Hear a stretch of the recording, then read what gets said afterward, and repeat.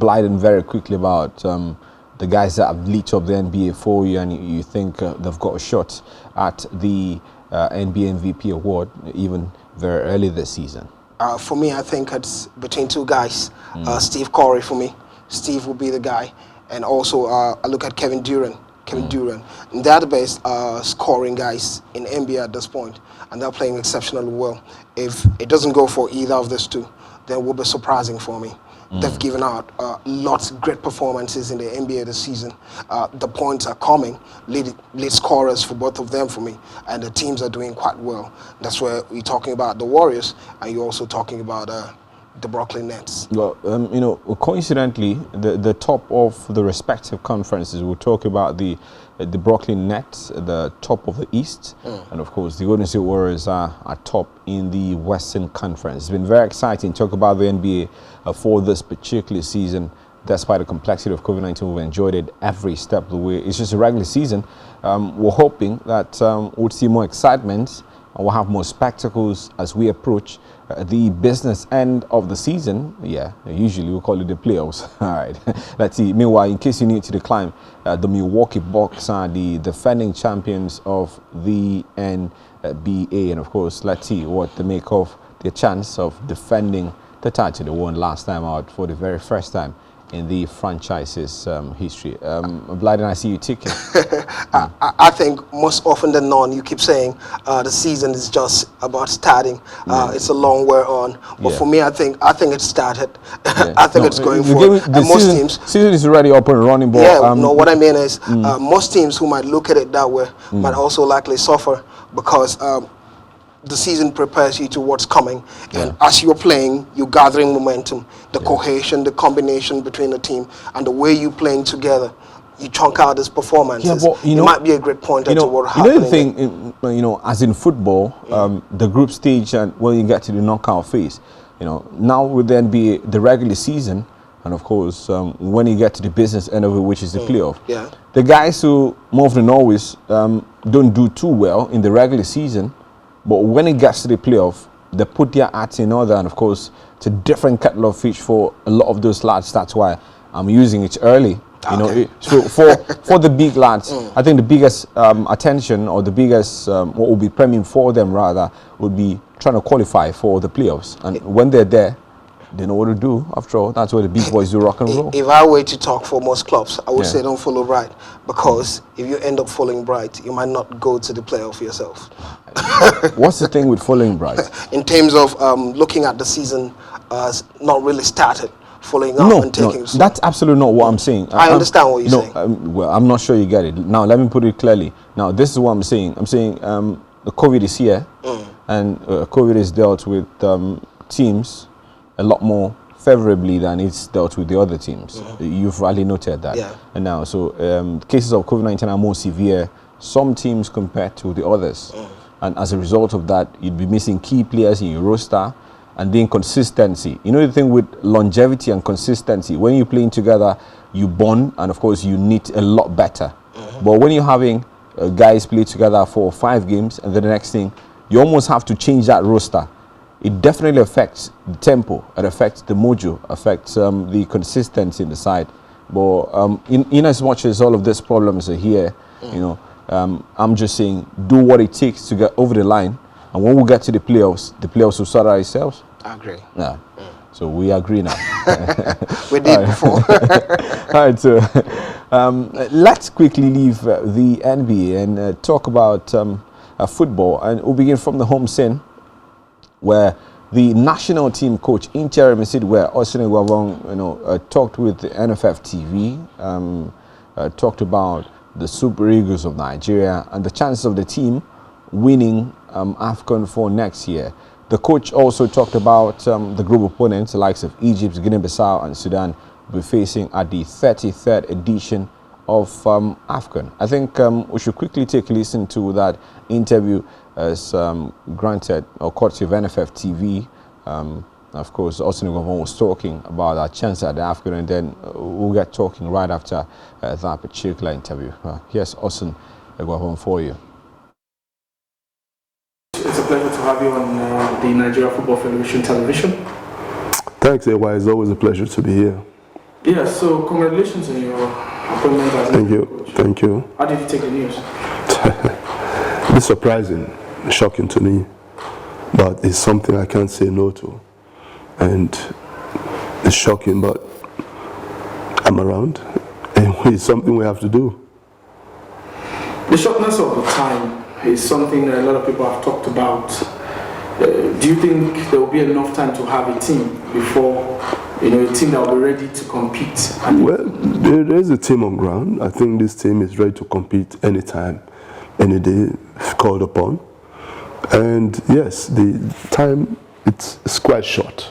We all know that. Because every coach has his own leadership style, his own philosophy. And with the quality of players that we have, I don't think we'll struggle. But the only thing is, there won't be time for any friendlies. That's when you actually assess your team, if they can actually do what you want, or what the technical crew wants, because I don't like to use the word "I" because it's it's a team. So if it was time to play at least 2 or 3 friendly games, and then telling me how you want them to operate in departments, individually and collectively in lines, then I will say yes. But be that as it may, we just have to do what we have to do. Maybe in training sections, we can now tell them how we want them to play and guide them. So, are you categorically saying there will be no warm-up game at all before your first game? Yeah, there will be out there, maybe here, maybe out there, but it's not going to be as competitive as you want it, because you don't want to play the strongest team right now. Because of, when I say strong team, teams who can bully you, because you have to be also wary of injuries as well. So it's just like a rehearsal to see what you've done in training to put into perfection. If it was that time that you have FIFA windows, you can go for it 100% regardless of what, because you still have time in the tournament. But tournament starts only in January 9th. I'm not saying there won't be friendly games, there will be a warm-up game, but it's going to be a very casual one. Knowing the team as technical director and now, of course, the man leading the team, what do you think are the prospects? Do you trust that these players have what it takes to go where Nigerians imaginary want to get to, maybe winning the AFCON? Yes, they have what it takes. But journey of 1,000 miles starts with a step. And this is exactly what we're going to do. From day one, we're going to have a set-up meeting. We have to speak to one another, face reality, tell them where we are now, where we want to be at the end of AFCON. And also, people you have a goal. The federation has a goal, the country has a goal, as a player, as individual as well, you also have a goal. So we're going to set the goal for ourselves and make sure we work hard to reach that goal. So I think we have what it takes. We have what it takes to go all the way, but we have to take it game after game. Are you also, while preparing and thinking about your team, have you been thinking about your opponent, Egypt? You've been talking about, most of their players maybe playing at the Club World Cup, Al Ali, Sudan, and of course Guinea-Bissau. These are very strong sides, though maybe not on paper, but we know the Egyptians very well. They form a formidable, side. Have you started also looking at position scouting? Yes, we have to do that, because Egypt, I think the 7 times winners, if I'm not mistaken, is a team I've played against, is a team I have coached against at junior level as well. We know what it can bring to the table. It's not a team, it's not a pushover. Mind you, everything that have qualified for the AFCON is not a pushover. So we are going to do everything possible to see how we can actually analyze them individually and collectively and map out a strategy. And that's what you should expect from them to do as well. Because Nigeria is a big name, it's a big country in terms of football. And other teams will also be planning. Yes, we are doing that, we'll continue to do that until we find a solution on how we can take care of them. A lot of people know your philosophy.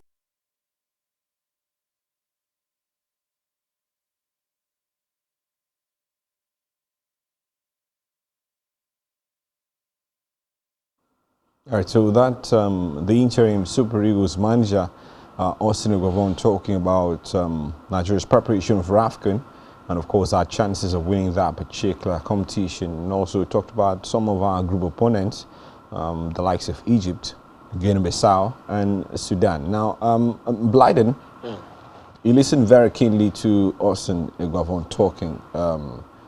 You know, does that inspire any kind of confidence in you as a Nigerian football follower heading to the 33rd edition of AFCON in Cameroon? Well, as I've said before, usually not an Eguavoen fan. So not going to change so quick until I see a better performance from him. But listening to the coach, he talked about time for preparation. He just came on board, needs to understand the guys a bit more. But come on, as a Nigerian, you always follow the national team and you know the players. Yeah, and being head of the technical committee, that has also afforded him the opportunity of following the development of these players, even with their European-based clubs. Yeah, definitely. So I want to give us and Eguavoen an opportunity. Also talked about setting targets for the team. Yeah. Usually one problem I normally have with Nigeria has been the fact that we set semi-finals as targets most often. And because we set semi-finals, we say, coach, if we take the team to the semi-finals, that's why we've won the most third place positions for me. I think if we begin to change the way we set our targets towards the AFCON and begin to go forward to win the cup, that should be the target. Nigeria is a big country in Africa. We have quality players. We set target to win the AFCON. There are possibilities we can win it. Now, that's got to be another point. You know, we always talk about the fact that we've got quality. Yeah. You know, we have quality within Super Eagles fans, but when you look at the quality we have compared to the competition we're up against, we talk about the Desert Foxes of Algeria, we talk about the Atlas Lions of Morocco, we talk about the Teranga Lions of Senegal.